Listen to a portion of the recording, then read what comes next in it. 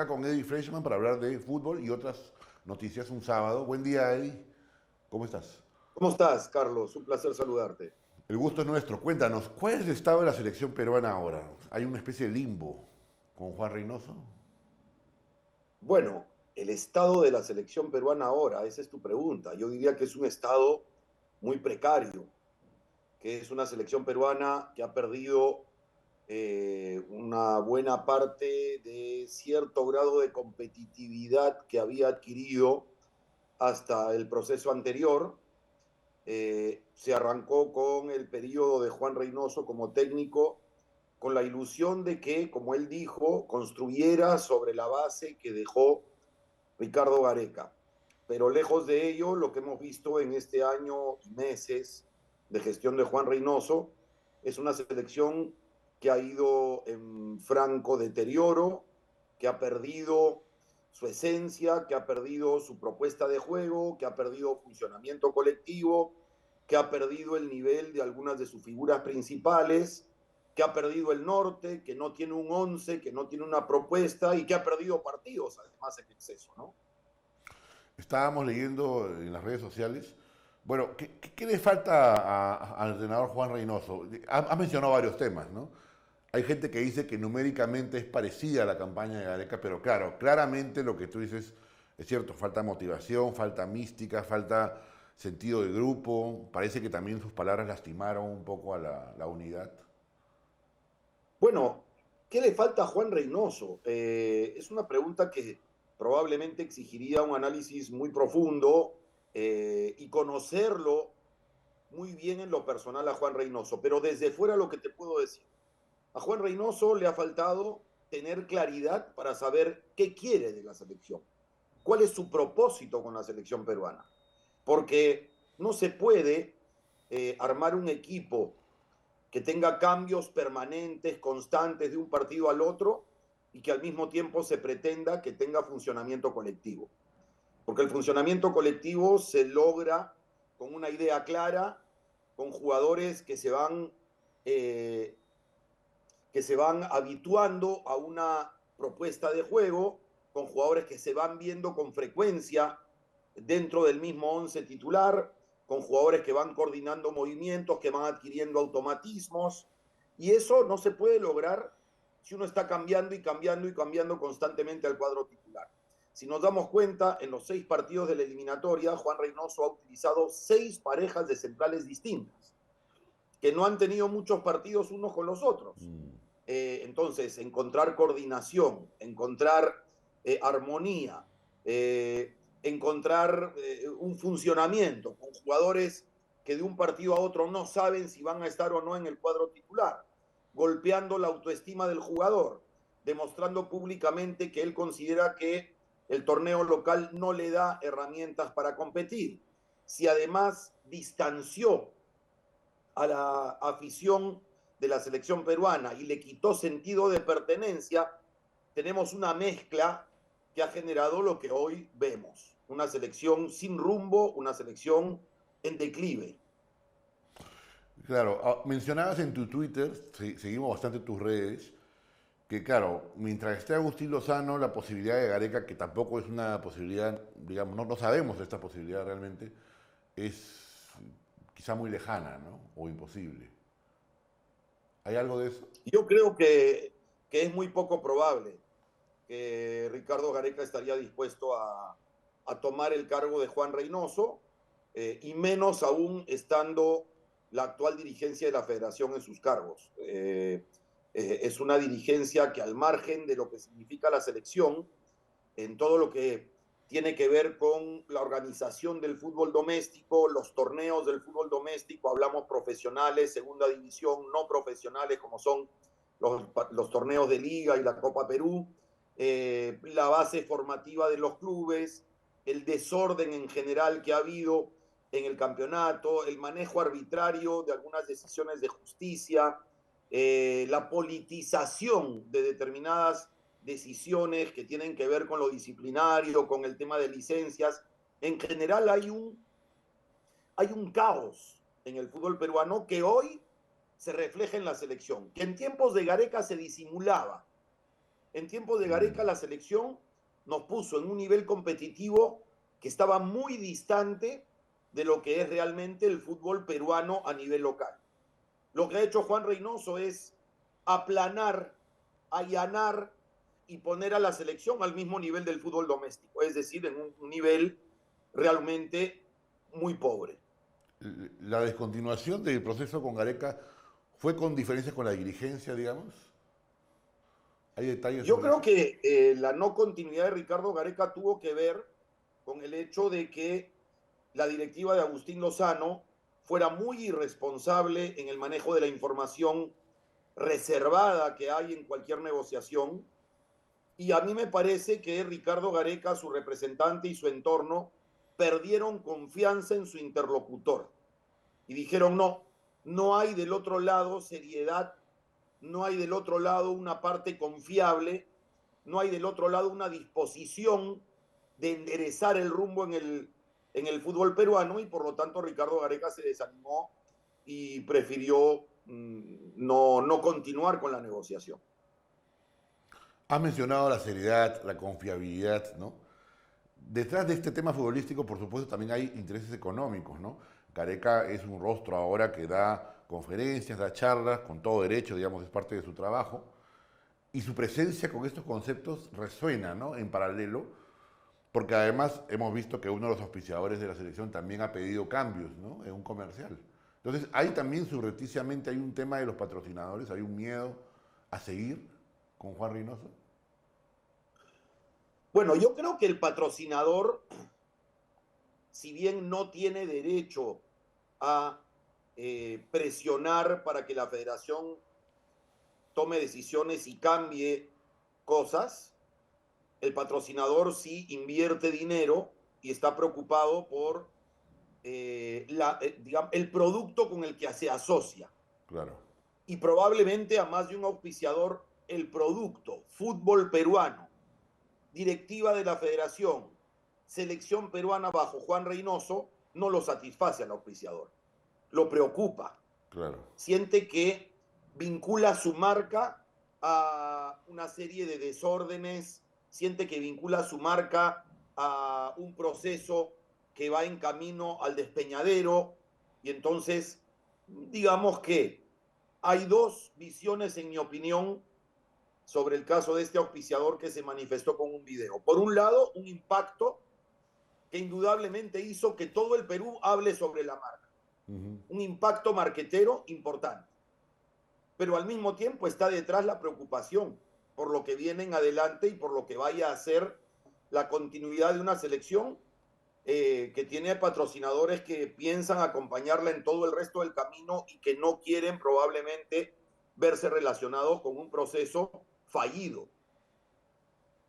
Claro, como tú decías, Gareca tiene se preocupa mucho por digamos, había un aura de seriedad en el proceso, más allá de las taras propias del fútbol peruano, se daba una especie de confianza, ¿no? Por eso te decía el Había símil, con Gareca, Carlos, un nivel de liderazgo que permeaba hacia los jugadores, claro. liderazgo entendido también en el hecho de que hubiera jugadores que cuando perdían el rumbo se encarrilaban otra vez. Si nosotros vemos en el proceso de Gareca, en algún momento Farfán fue separado de la selección. Le demoró mucho tiempo volver. Advíncula estuvo fuera de la selección. 8 meses le tardó volver. Carlos Zambrano, lo propio. Con Cristian Cueva, Ricardo Gareca hizo una tarea no solamente de entrenador, sino de coaching, una tarea de lograr que Cristian Cueva, en lugar de ser separado de la selección por algún caso de indisciplina, se pusiera derecho, entre comillas, y le diera lo mejor que ha tenido en su carrera a la selección. Ese es un mérito del entrenador. Es parte del liderazgo que tiene que ejercer el entrenador, de su tarea de potenciar individualidades.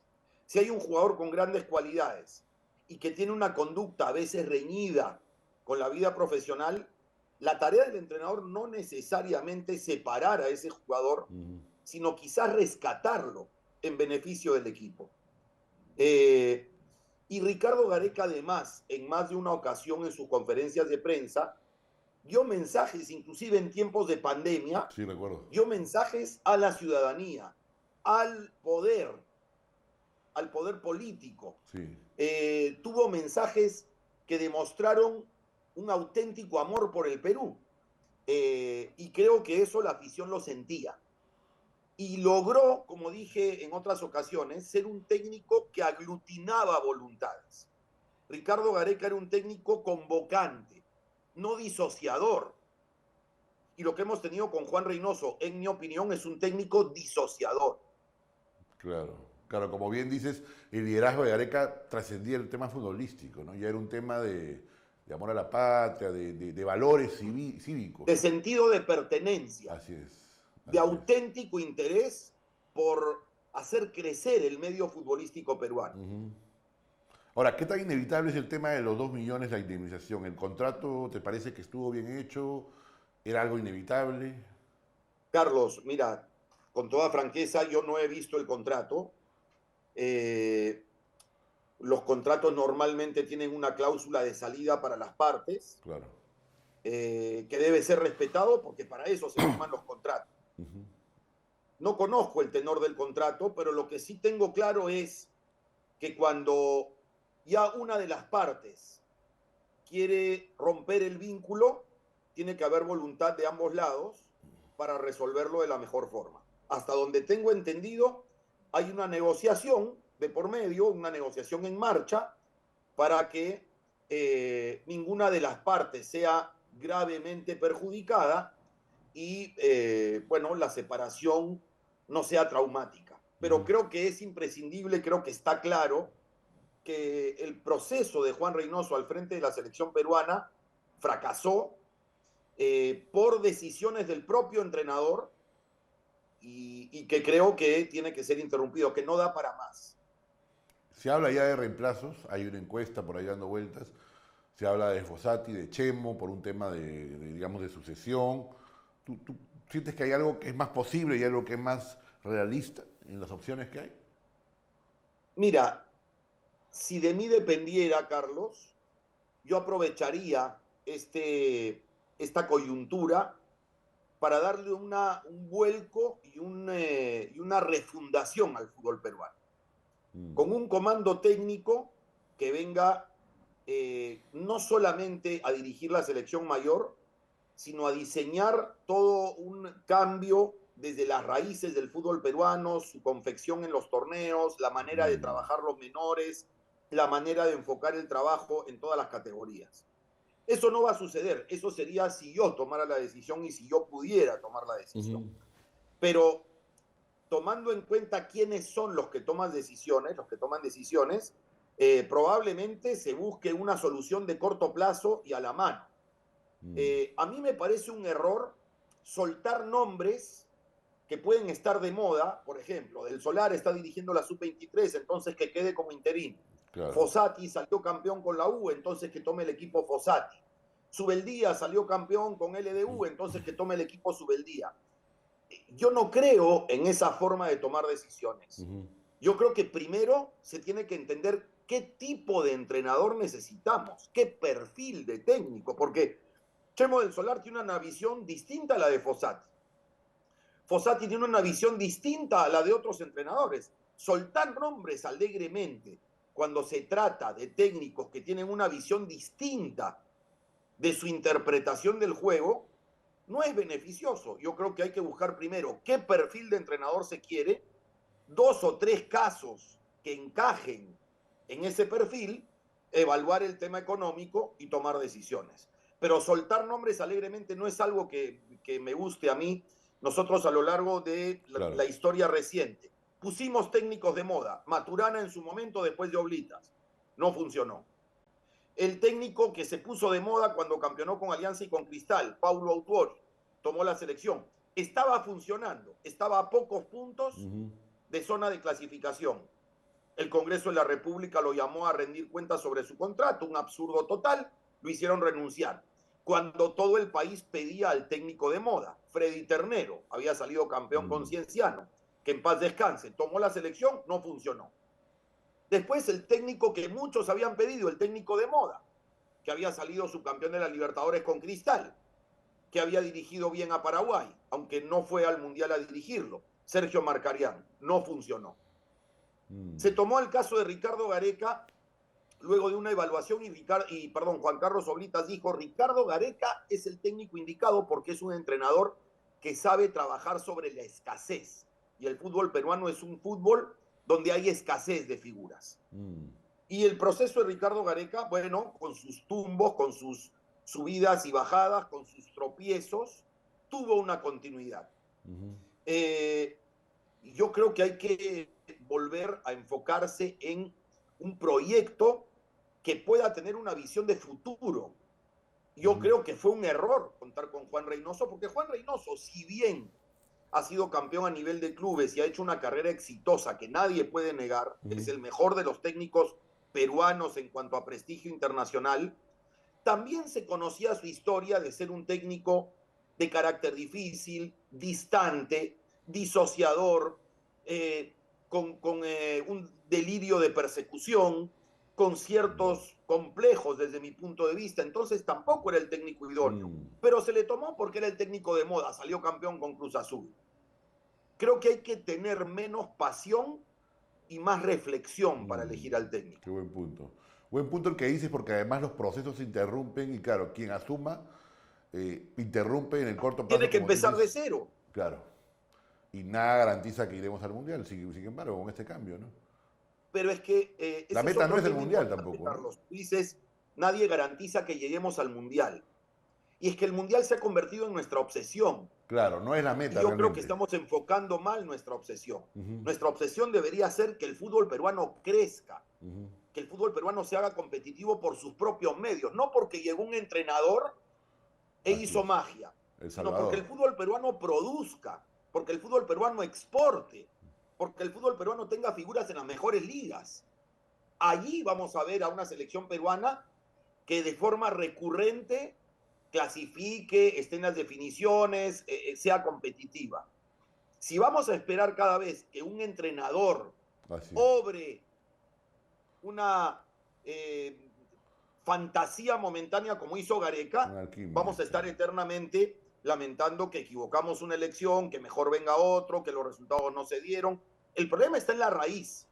El problema está en la dirigencia del fútbol peruano y en la falta de trabajo de base. Claro, como bien decías, Gareca tuvo este sistema, proyectó esta seriedad, pero no podemos depender tampoco pues, de una persona, por eso te mencionaba el paralelo con Julio Velarde en la economía, ¿no? En algún momento Gareca no está, y el sistema tiene que funcionar, ¿no? Tiene que haber seriedad, Correcto. profesionalismo, todo un proceso, ¿no? Correcto. Mira el caso de Ecuador. Ecuador empezó a sembrar, empezó a trabajar. Un modelo, lo de Independiente del Valle.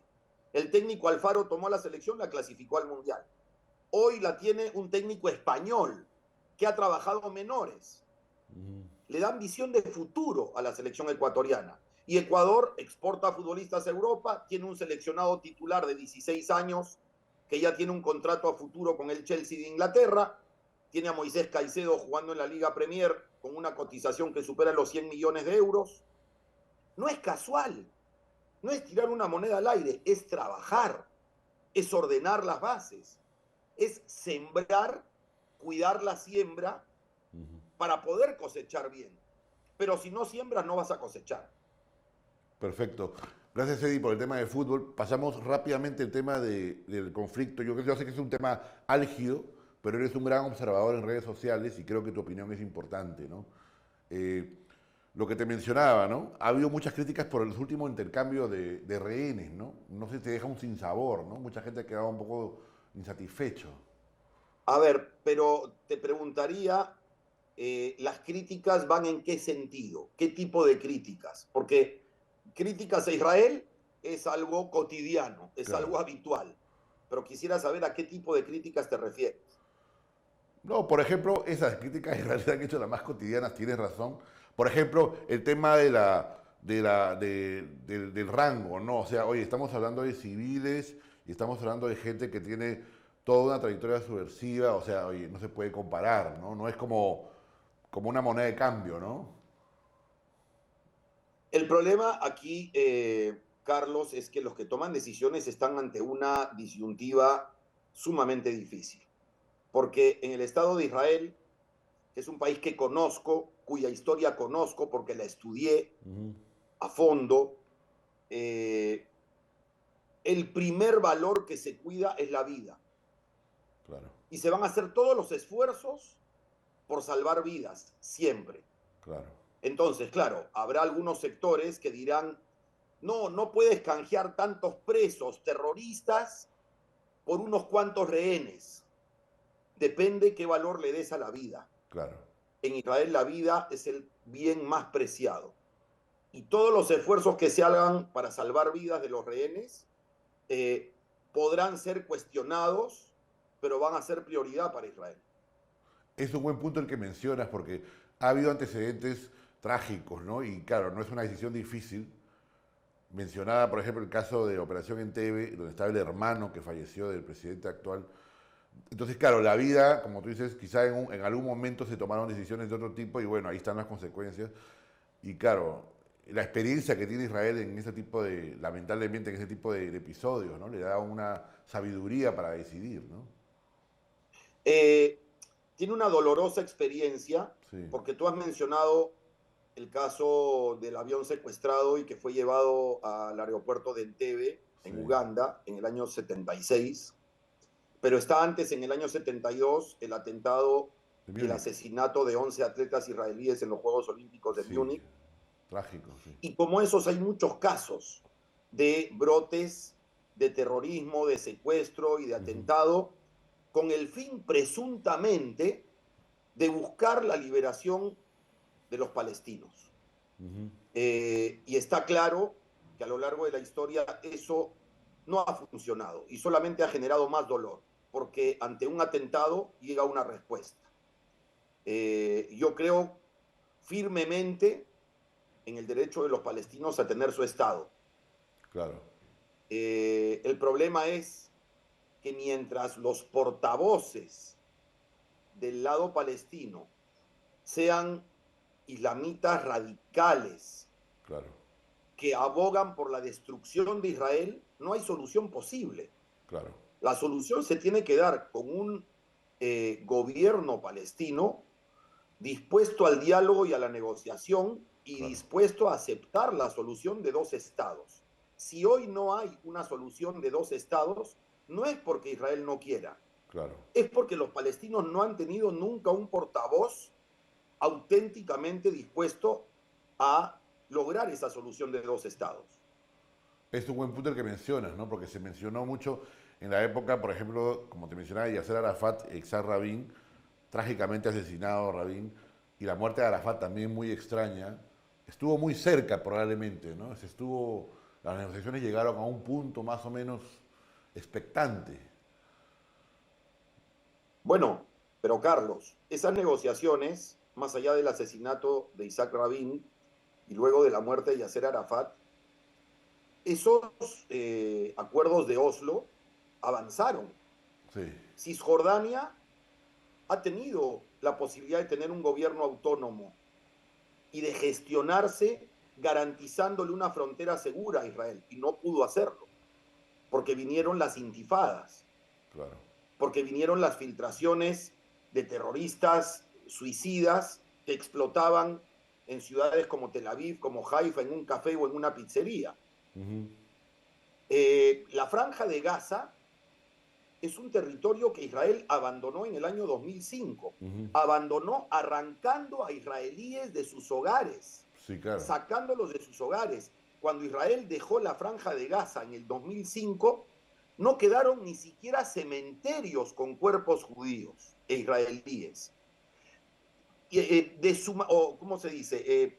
Extrajeron a los fallecidos de los cementerios de Gaza para llevarlos a territorio israelí. claro. Israel, cuando abandonó Gaza, no dejó un solo ciudadano y no dejó un solo soldado. Y lo que sí dejó fueron invernaderos, fue una prolífica producción agrícola, toda la posibilidad de que la franja de Gaza desarrollara exportación propia Claro. y fuera una perla en el Mediterráneo. La franja de Gaza tenía toda la posibilidad de ser otra Dubái. Pero claro. ¿qué sucedió? Hubo elecciones. En las elecciones ganó Hamas, un grupo terrorista radical, Ujú. que luego le dio un golpe de Estado a su opositor, el partido Al-Fatah. Asesinaron a muchos de sus miembros y los expulsaron a Cisjordania. Y desde entonces, 2006-2007, Hamas es una dictadura cruel que tiene sometido al pueblo palestino. Por eso es que en muchos de mis tweets tú vas a ver el hashtag Free Palestine from Hamas. Hay que Claro, liberar a los palestinos de Hamas. claro. Claro, claro, porque es un interlocutor pues que ha viciado el proceso porque claro, obviamente tiene intereses subversivos y claro, como tú dices, tiene que recuperar Intereses su que propia vienen de autonomía, su propia autoridad democrática, como, digamos, como solía ser o como pudo ser, ¿no? Eh, oh, intereses que vienen movidos por el titiritero mayor que es Irán. mira, ajá. ¿Irak El o Irán? titiritero mayor es Irán. Irán, claro. El problema palestino y el Estado palestino ha sido el pretexto para que grupos radicales busquen la destrucción de Israel.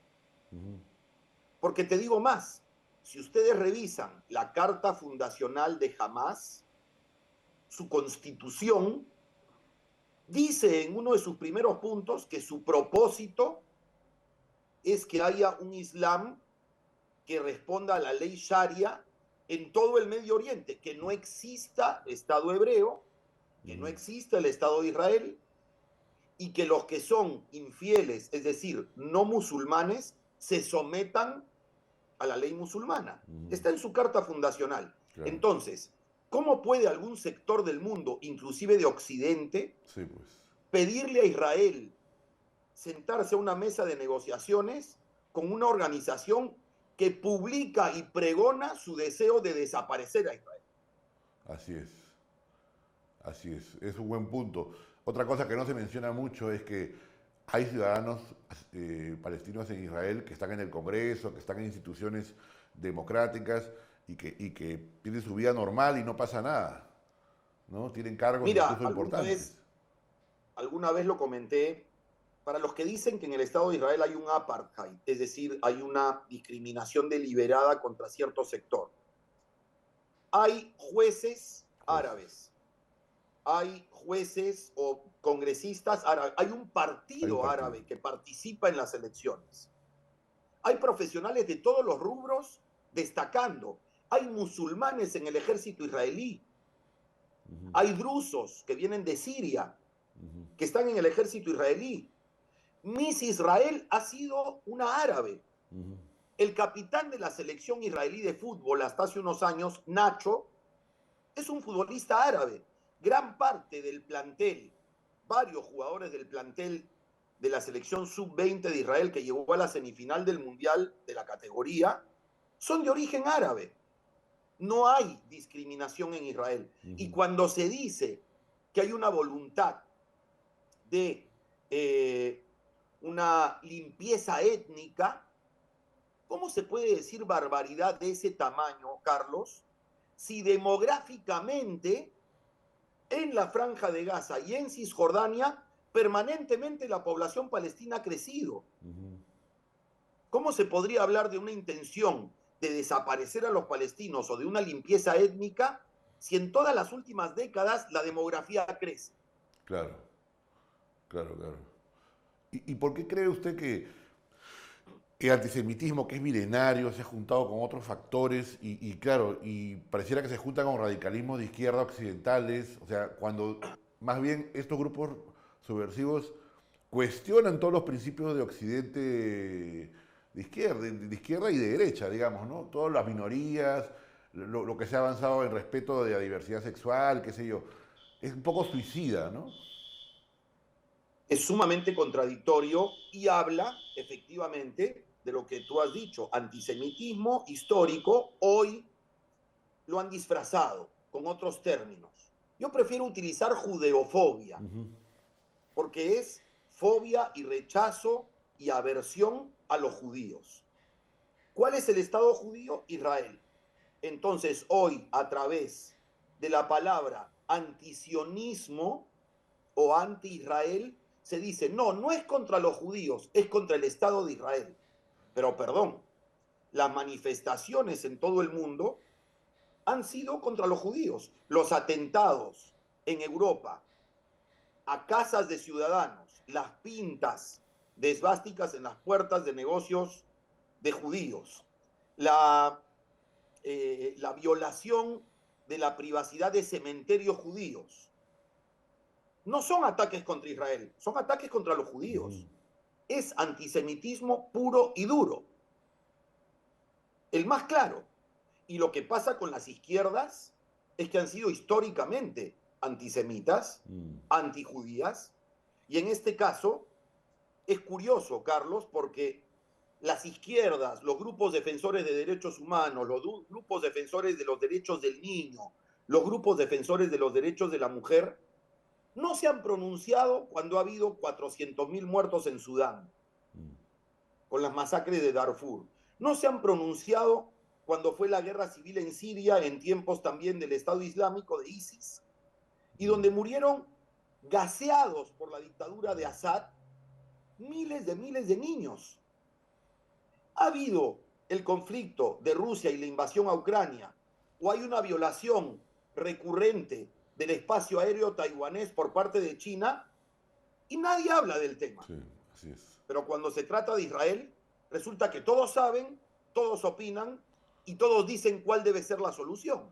Así es, Eddie. Sin embargo, en esos sectores, y yo le quito validez al que toma la palabra sobre el tema, si no pide primero la devolución de los rehenes.